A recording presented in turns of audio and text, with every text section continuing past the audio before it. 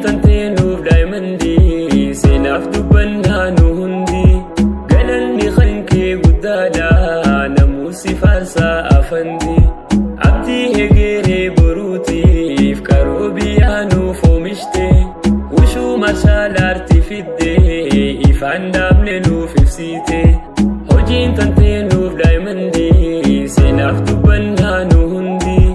galanni kan kee guddaadha namuu si faarsaa afandii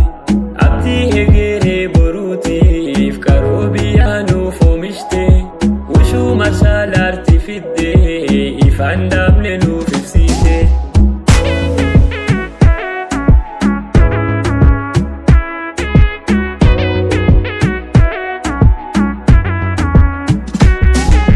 Dhiiraaf dubartiin filannu lachuu jaalalaan simannaa hin qoodu sanyiif amantii nafee wushuu marshaalaarti xiqqaa guddaan hin daangeffamtu fayyaa qabaannaan ka'ii qootu umriin si deemtii ni teessisa hin qotu galmaa'ii yeroodhaan ka'ee dhiiraaf dubartiin filannu lachuu jaalalaan simannaa hin qoodu sanyiif amantii nafee wushuu marshaalaarti xiqqaa guddaan hin daangeffamtu fayyaa qabaannaan ka'ii qootu umriin si deemtii ni teessisa hin qotu galmaa'ii yeroodhaan ka'ee hojiin tanteenuuf daa'imandii seenaaf dubbannaa nu hundi galanni kan kee guddaadha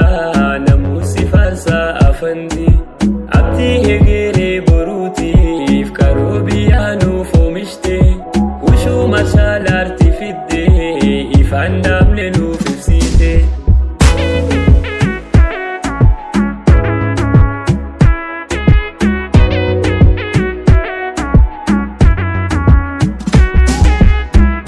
Barsiisuuf amantaa guddoo kophaa kee baadhattee aduu fi qorraan soofsitee maqaa miidhagaa mul'iftee booni mataa ol qabadhu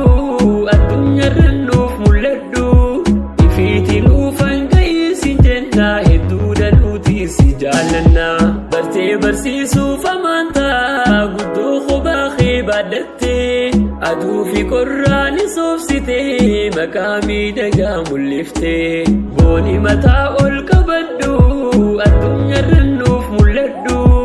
ifiitii nuufan ga'iisi jennaa hedduu dhaluutii si jaallannaa.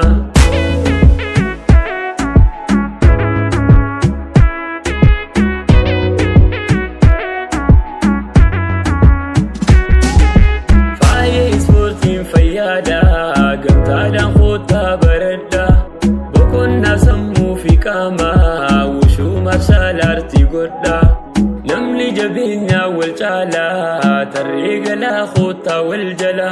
guyyaa narraa kulli dabraa baallama dhiisii qofirraa yaa affee afandii yaa affee afandii hedduu boonsiteef si jaalate gandii yaa affee afandii hedduu boonsiteef si jaalate gandii.